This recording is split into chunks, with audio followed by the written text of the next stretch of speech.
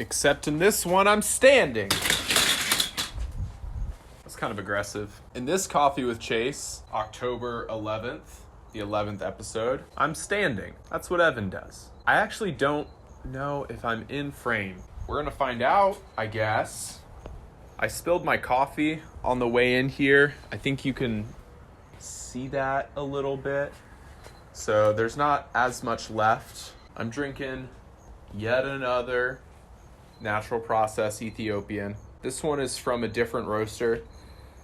We finished off, the last coffee that I was drinking was from a roastery called Quills.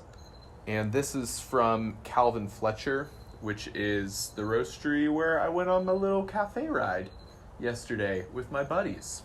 Had a nice tasty little pour over of this while I was there. And I couldn't help but grab a bag to enjoy for myself at home. Here I am, drinking coffee. Good stuff. First sip. Delightful. Right now, my parents are headed down to Indianapolis. I mentioned in the last episode that we're going to Louisville with my parents this weekend. They are driving down today. We're going to have dinner with them tonight. And then tomorrow morning, they'll drive the rest of the way to Louisville. And then we'll join them shortly after down in the great state of Kentucky. But my parents are on their way. They'll be here in a couple of hours or so. And it should be nice to catch up with them for a little bit. Have a quick dinner. Celebrate my new job offer. Caitlin getting her bike back. It's going to be a good day. This morning, I went and had coffee with one of the pastors from my church. I do that weekly, typically. I didn't do it last week or the week before because of schedule items. But I wanted to talk today about how valuable that is to have like a coffee pal, especially if they're a little bit older or like they're in that mentor type role.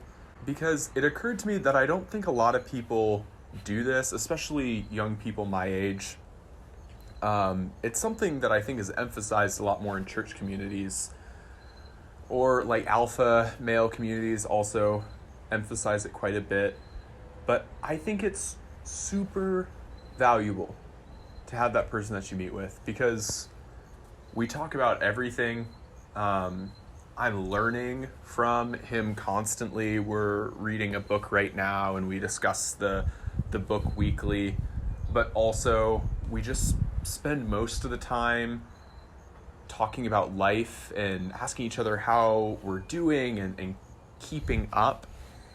We have this rhythm where the coffee shop we go to lets you get a mug of coffee and it comes with one refill. So like, we meet each other, we go in, we grab our first coffee, we go back to our booth, we sit there, we catch up, ask each other about our weeks, tell stories, joke around for a little bit.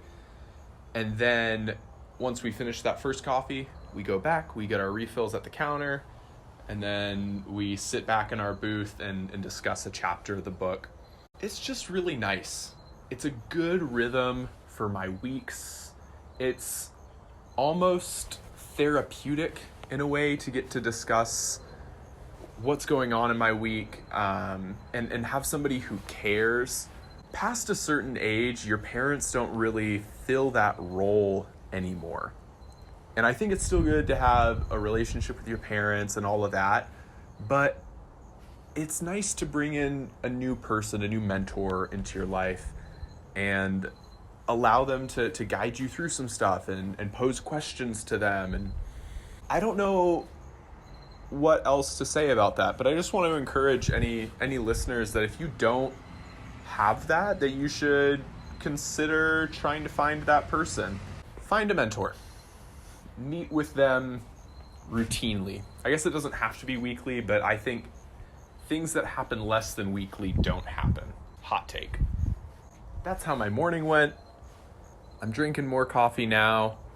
I might get out on a bike ride here in a little bit. I think that's it. Thank you for joining me for another episode of Coffee with Chase. I've got one last sip. Cheers.